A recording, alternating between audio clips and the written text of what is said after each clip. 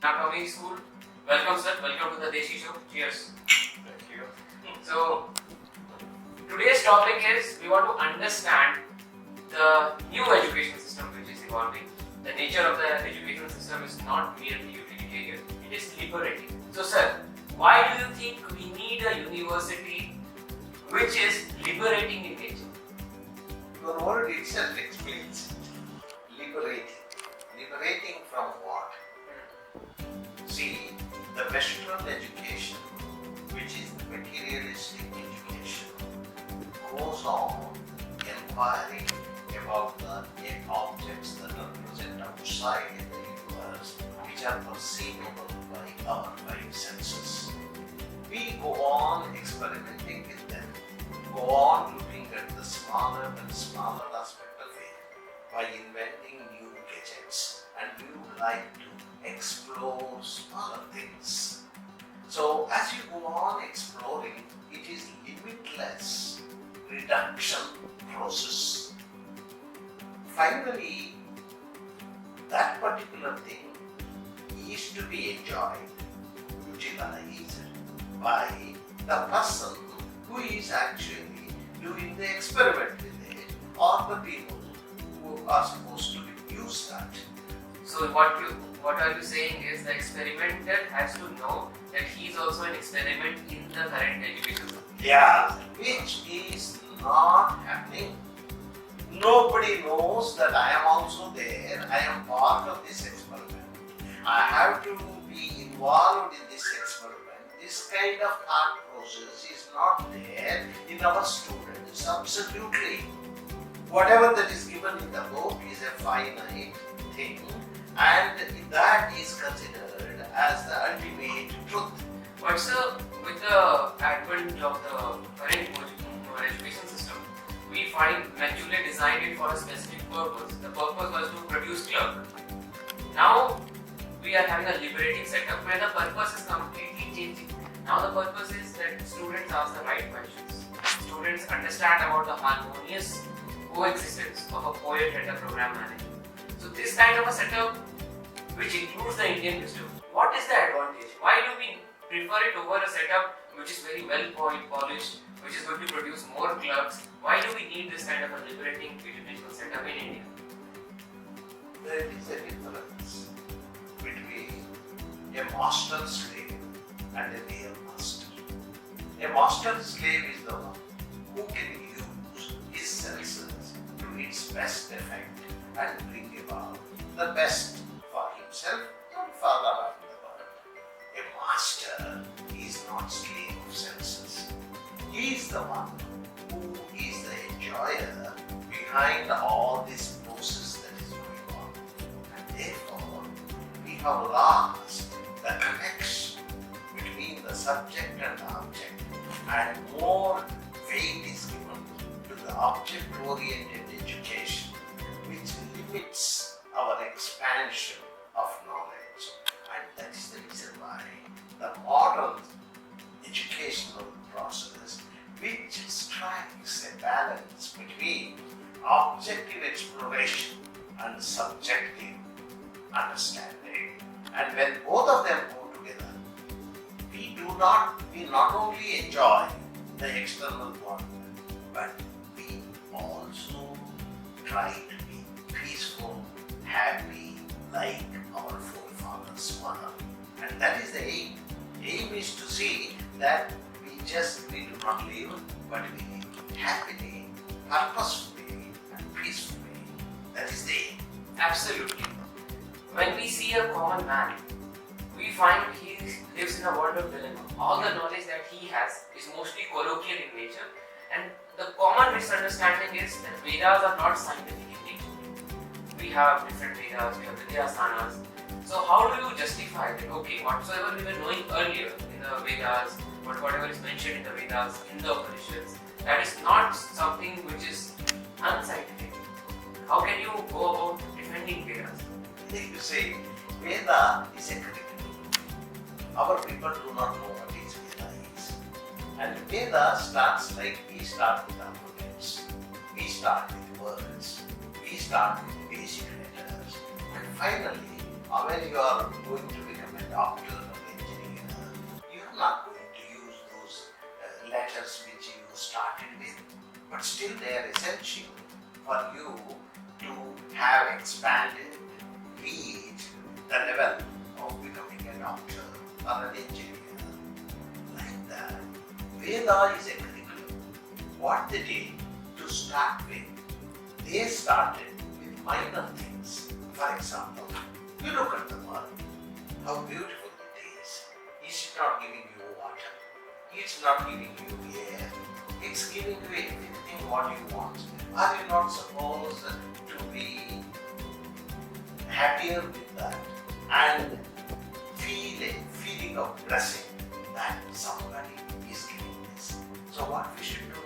We should in turn be extending worship to that unknown thing which has given us all these things. This is how Veda started. And then it went to another layer. Do you really want to learn? Then come here. You learn this Veda in a prescribed way. So a brahmachari state was reached. Then he was asked to marry. In the marriage, we call it karma yoga. Karma yoga means he is supposed to do all jumps. And after reaching certain stage, then karma yoga is essential, because without karma yoga, nothing is explored and you do not grow food grains and you do not have any production of objects. Karma yoga is very essential. After the karma yoga, after one reaches a particular stage, then that person used to go away from that family in order to think deeper. We call it upasana. Upasana is the inward meditation of supreme deities. Now, we call Grihastha as a karma yogi. Okay, so And we call this person who goes away to Aranya, what we call Aranyaka in Vedas, we call him as Upasana. So one is karma, another is upasana. But finally, you have to drop all of this and come to ultimate knowledge, which is Nayuta, we say, which is Upanishad. So now, sir, can we have a common understanding that we did have a science for all aspects of life, starting from the Grihastha to the Vanaprastha? Can we have a common understanding that Vedas were just not a philosophical literature? It was more about living daily and growing daily. Was it the same? Of course it is. You know the difference between Western education and Eastern education is. Western education is individually oriented, whereas the Eastern education is society oriented. We take society as one which includes also animals and plants. I have seen when I was young, animals being worshipped. Then some people of Western origin, they may laugh at it, how foolish, you worship animals. But they do not know the deeper significance of it, the profound significance of it. You are also utilizing the same oxygen. And life in you also is the same as life in me. And we are different because you have a different body and I have a different body. And our nature depends on the quality of our body. We are not different. Like that, even a Vrusha, a tree, is not different. Therefore, they used to worship a tree before they used to fell it down. And such was the intimate relationship between individuals and surrounding universe. So they lived together, they enjoyed together. That was what it is happening. But unfortunately now, for individual benefit, we sacrifice even society. And in a big city like Mumbai, they may not be knowing who is staying next door. It never used to be the case in older days. Everyone used to know the other fellow. So at large, we can have this understanding that society was playing an important role in the scheme of things, in the Vedas and other places. But then when we see that our current life is more individualistic, do you think an education system which is based on the innate knowledge can flourish in the current setup in the contemporary system? It will flourish if it does not, if Western one naturally, the Western type of education appears to be giving objects of excitement very fast. And an example is the last decade. The way we have improved. This improvement was not seen in hundreds and thousands of years before in the human evolution. It is, we are so fast evolving, and it appears as though this is very fast revelation of truth. That's wrong. Our brain itself is fast changing and becoming addicted towards the external object, and we are leaving our own identification with ourselves. We are forgetting what we really are, and we are identifying with our objects more than with ourselves. Leave aside society, even with ourselves, we are losing contact. When this is the case, it is a dangerous trend.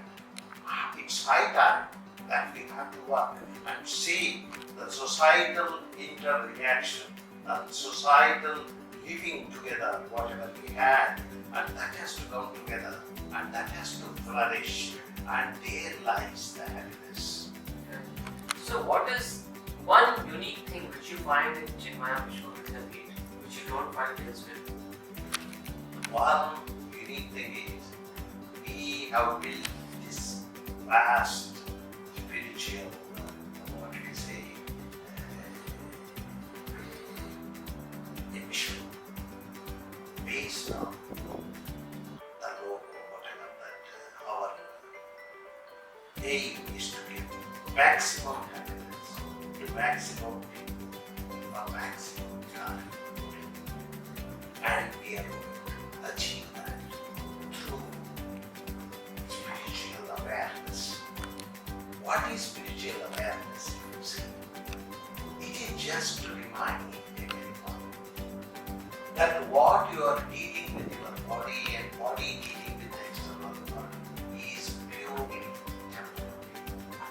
There is a permanent self behind this, and this permanent self is like common electricity, which is common to all bulbs, all fans, all air conditions, whatever we have here. It's one common electricity. Even that electricity, what it is, it's nothing but electrons moving in atoms. It is electrons. So electrons is there everywhere. So where is electricity? Electricity is there everywhere. What is our body? Body is made up of electrons then. What is our body? Full of same electricity. And it is in me, it is in another person. So if you go deeper, we will understand that this energy giving self is common to all of us. What is required is a simple paradigm shift from our present understanding that I am this body, I am enjoying the external world. From here, he has to move in the next phase. I am the body, but I have been controlled by invisible force. And he has to move further from there. I am not the body. I am the invisible force myself. I am the consciousness. And this consciousness is God Himself. It is a progressive movement from our identification with our body and the world to God identification, finally to self-identification. We have to reach that stage. There is no other goal, because only that stage gives us complete permanent happiness and bliss. Otherwise, all other happinesses are flashes. They just appear and disappear. They are time bound. So sir, when we talk about the progress that you are mentioning, we find that progress to be backward and inward. Backward in the sense we have to go back to the Vedas to find our roots, where our roots are, and then we have to bring back that knowledge system and integrate it, right?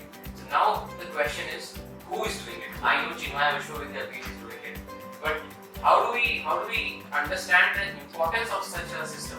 Because if you go to any other college or university, they are going to give you a degree, they are going to give you a job. But in Chinmaya, what is that one unique thing which will bring more students here and not send them or drift them apart from the Indian to the non-Indian?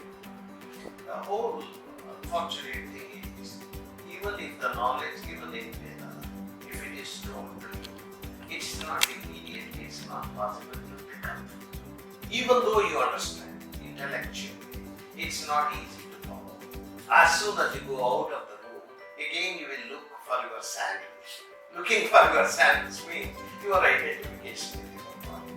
So that's not so easy. Therefore, it is a process. A process of purifying our mind. Process of purifying our mind means a regular and continuous thinking about who am I will bring about some change in our mind and will make us look the impermanency of everything what we see in the universe. Whatever we see in the universe is impermanent. Why? Because it's moving. So A moving thing cannot be permanent. So the knowledge of the permanent and impermanent that is there in Vedas, that has to find a place in the current educational setup. And then what I figured out was you wanted to say that quest for knowing oneself, for knowing something which is greater than chasing the ends or the deadlines, that education has to come to India. That education which has been missing in the mechanistic setup, that has to come, right? It has to. And you know, very recently I read on Quran, and one gentleman who is there, who is from India, he is there for the last 20 years in America. He has been working. He has a daughter. He has a family. It's very well settled. But that person has got so much of fear that he cannot live normally at all. He somehow saw my articles in Quran, contacted me. He gave my time and went on explaining this. You know, he completely changed. And he himself told me, I would change myself by your advice, by taking this your advice. And imagine if the whole college and school atmosphere were to tell only about that and nothing else, then how fast change can come in our minds. It is the mind which is causing. Manasaivaada matram neha nanasti kichana. Nutyosa mutyut vechati igavaneva pashyati. What does it mean? The mind, when it sees space and time, sees subject and object divide, it keeps on coming into this world and has got its miserable existence. The mind, if it does not see the difference, if it identifies myself with yourself, then finish. The problem is solved. So whole problem lies therefore in one word, Eastern tradition, Namaste. What does it tell? It tells the one what I have, you have the same, we both are one. Enough to know. You see, that is the tradition. The tradition of Namaste tells, forget all about the body, we are one. We belong to the same Atma. We cannot be divided. Like air cannot be divided, water cannot be divided. And now we divide the earth and we fight. That is unfortunate. And these things come because of our materialistic approach. Opposite to materialistic approach is spiritual approach. Spiritual approach means approach of oneness. Materialistic approach means divisive approach. This is the difference. So do you find this education system, the current education system that Chinmaya is trying to build, to be more inclusive? It is taking us to that oneness through the different boot camps, through the different initiatives that we have been taking. Of course, it will. There is no doubt about it because people and the mission behind it has that aim to change. Change for what? Not to earn money, not to do that. We are here to change our own parts. We consider you as my part. Like, say, for example, the whole universe, you take it to be one body. Like we have a body, we have 100 trillion cells. There are some cells which are phagocytes. You know what are phagocytes? They just engulf it, articulate material, and they eat it or they digest it. In the same way, you go, there are osteoclasts. There are so many cells which appear to be devouring the human body itself. Like that, in the external world also, we have some people who appear to be like devouring animals. They are cruel. All these appears, but that is part of the whole universe. So, in order to be healthy, in order to be as one individual, all these things are necessary, but in the process, we have to keep changing our own part. For example, there is something wrong with my hand. I cannot say it's part of my body. Like that, almost we consider all these things as our own part. And it is a humble attempt to see that all these things are changed, and it will come where others will look at us and immediately start following. And when it kickstarts, it may just spread like a big boom and go around. It takes no time for that to do, but always it has a time. And the beginning is painful, no doubt, but we have to work for it. I agree. So we see you have been doing a lot recently. You are a TEDx speaker, an author, you are a director at a reputed foundation, but you still choose to be a professor at Chinmaya Vishwavidyapeeth. What do you find so different in the teaching pedagogy that has made you join here as a visiting professor? It's a passion and love for teaching. That is the basic one. The second one, the high ideals that Chinmaya Mission has, and the program where we want to change the mindset of our future progeny, and that is what has attracted me towards this. And I would like to contribute and see that maximum number of students understand the reality and live purposefully and become useful and will contribute to the very renaissance of life. In fact, sir, it is definitely wonderful to hear that students are willing to contribute to the society, and we have a pedagogy where we have seva as a part of our curriculum. But what, as a student also, I felt was the pedagogy of psychology is very different, because we are also including the elements of the Indian education system, the Indian knowledge system. So how do you see it? How do you perceive the difference between the Western psychology and the Indian psychology at large? This is very simple. Unfortunately, the Western scientists, I am a scientist myself, they think the consciousness is the byproduct of the function of the brain. Just as we sweat when we work, when the brain works, it results in consciousness.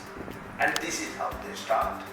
And now they say, if a part of the brain is removed, consciousness is lost, so the consciousness is produced by that. However, the Eastern thought process is quite different. It says it is the consciousness which is subtle, which will have change over our mind, and mind will have effect on the brain. Okay. How do you say that? So you mean to say the way the Indian psychology is looking upon body, mind and soul is different from the way the Western psychology is looking on it? Yeah, of course. It's quite different. Approach itself is different. Western psychology, anything comes out because of the function of the body. Whereas the Indian psychology says it is the basic consciousness energy giving structure behind that, And because of this, everything works. And Indian background mysticism or whatever you call that believes in having a sort of software, quantum software within us in the form of mind, what we call Sukshma Sarira, and in Karana Sarira we say it is that is responsible. Indeed, it is very flattering. It is very flattering to see how at Chinmaya Vishwavidyapeeth we were trying to have the unification of the Indian and the Western approach to psychology. But then, sir, from the lenses of practicality, can we figure out that okay, this is doable, this is feasible, this is making some sense? Because mostly what the opponents say is like the unification is not possible. Can you give one example how this unification can be made to work in the Indian setup?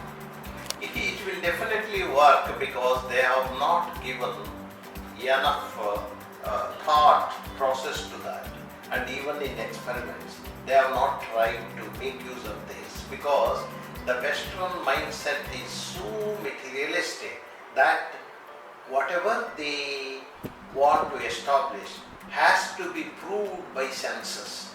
And what we are talking is something beyond sense. Beyond senses, if there is something, how senses can perceive that? What we are very clear is, it is consciousness which gives energy, or consciousness is reflected in the mind, and mind has certain quality, and this quality will have effect on the gross brain, and gross brain will have effect on the whole body. And this is the process what we believe in. So the Indian psychology is mostly focused on the process. Can we have a common understanding? Yes, this is the process we have. For example, if I consider myself as consciousness and not the mind, immediately I become a witness of the mind. When I become witness of the mind, I can actually see the thoughts that appear in the mind. But sir, the Western psychologists also say we also understand that there is a mind, there is a brain and other things. So what is the difference? What is Indian psychology all about? That is what, when Western psychology says, the consciousness itself comes from the brain. So what is mind? Mind is there when consciousness is there.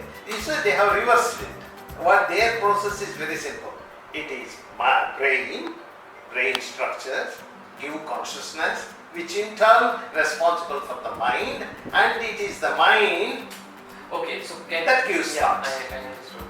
So I think it is more about the difference in the method. To give a common understanding, it will be like the meta framework is completely different when it comes to the Indian psychology, if I'm not mistaken. It is not a question of the approach is like that. Say when you say, all right, it is different, my mind, I will try to have control over my brain. How a gross mind can have control over a subtle brain? That's not possible. It should be a subtle mind should have control over a grosser structure. It is always subtle that is supreme, will have better control over gross. The subtlest of everything is consciousness. And that consciousness can be a witness of all our actions, and if we can go to that stage and start witnessing structure, witnessing our thoughts, then cognition will change. And it is the cognitive problems that are causing psychological problems. And now it can easily be followed like this. Our cognitive abilities can be changed by having control over thoughts if we can only detach from the mind and take mind and thoughts as our objective instrument. Okay. So sir, when you speak, we find you go to sciences, you go to Vedanta, and then you are trying to bring the two knowledge body together. So when we see the opponents of Vedanta, Vedas, they say it is unscientific. It is unscientific, it is not so precise. How will you go about defending it? You see, this is something an intoxicated person And an intoxicated, he says when he is intoxicated, whatever he says is right. You cannot, or how do you, when do you tell he is right, then you have to wake him up. When he is out of his intoxication, then he will be able to tell. You know, I gave one TEDx lecture. In the TEDx lecture, it is very simple. What I am telling is, there are only two things finally. Number one is the moving unreality. Number two is unmoving reality. Unmoving reality is the backdrop like the screen. Unmoving unreality is the pictures that are projected on the backdrop screen. It's so simple. It is at the ultimate level. And nobody can dispute this. Nobody can dispute this. And when I am telling that, TEDx people think that it is the idea of this person and they have flagged it. Why? It is because they think science is something, it should be like that. It means you have already fixed it. It can, what is science? You are trying to find something new. Something new means the Veda says, you take ideas of everyone and build your own idea, it says. Now here, no, we have prescribed, restricted views. Within that, you should get your result, then that can only be true. No, this is where we differ. This is where we differ. So, you have to go beyond the present senses. You see, our body is just an instrument having a software in the form of the body. If you want to see the more subtler things, you have to put your body aside for some time. Body aside. Don't look through the body. Body, keep it aside. Then still the world is there. That's an unmanifest world. In that unmanifest world, you keep meditating, you may get some new ideas. And it is like using a telescope. Using a telescope, you have a limited view. Using a microscope, you have a limited view. Using a body, you have a limited view of the world. And that limited view of the world only you are telling right. That's limited. How can it be right? Right should encompass everything, should include everything. Then only it can become right. Okay, so you mean to say the senses are limiting 20 to 20,000 words of sound. Then from some nanometer to some nanometer, we have the visible spectrum, we have infrared, we have ultraviolet and other things. So there is a vast spectrum over there. So what you mean to say is Indian psychology is much inclusive, much dynamic, and it helps us transcend, if I'm not mistaken, with the answers that you have given. You see, the proper approach to this is the human acme of human thinking, if you take. The ultimate human thinking you have to take as an experimental procedure. The ultimate human thinking, what it thinks. Not that with limited instruments you find something and you tell that is final. No, there is something within us, intellect, which can go beyond what instruments can tell us and can imagine. Imagination is very, very big thing. It is an imagination of huge things that will bring about the reality into our understanding. Like, Einstein, it's his imagination, but he proved it. Like that, you can have some thoughts. Have thoughts beyond the realm of senses. Okay. If you can think that, you can imagine that, unimaginable, then you are still an experimenter, experimenting on something beyond the realm of the human body. Okay. So now, sir, since you know that Eastern and the Western divide and the new thing that you're trying out in the psychology sphere, do you think Vedanta and neuroscience can come together at some point, or do you see a commonality between them? Is it practically feasible? Of course it is feasible, because there is nothing excluded. If you exclude something, it's not science. But these the people now, they exclude something and say ours is science. That's not science. Science is all inclusive. Inclusive everything. And for the general good, use the perfect intellect and see, go to the limits of the intellect and see beyond. Then there you find the solution. There are solutions for everything. And final solution is to know that by knowing myself, it is equivalent to have known everything. By knowing. For example, the whole world is created. When the whole world is created, it must have come from one created point. And that, like Big Bang, whatever they say, you go to that point. Will that point, will it not contain all time, all space, all individuals, everything that is created? Yes or no? You are also in that, I am also in that. When that is the case, if I know that point, whatever that is from which the whole universe has erupted, if I know that, is it not equivalent to have known everything on earth? Correct, correct. So it is something like that. Go to the root of that. Understand one. By understanding that, everything else is understood. That is the purpose of oneness of Eastern tradition. Wonderful. Sir, as a teacher, you are known for your strictness. I remember I was punished for coming late to your classes. What message do you have for students like us who are always late? It is not punishment. It is what we say, love expressed in a different way. So you can be strict with only those whom you love. You cannot be strict with those whom you do not love. So when you love somebody, you want them to follow certain things to achieve. And that is the reason.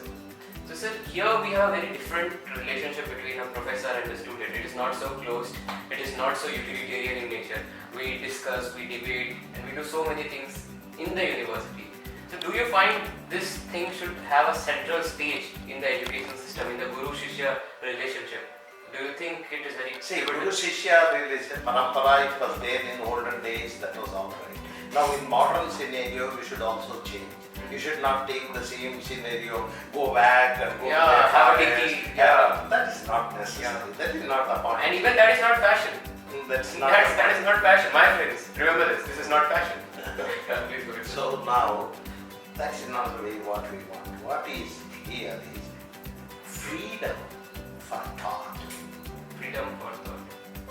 Our people in modern days, they think freedom for thought is that, or freedom of thought is that, whatever they think they can express. And if this is the freedom, that is going to destroy humanity. Freedom is not that you can express whatever that comes to your mind.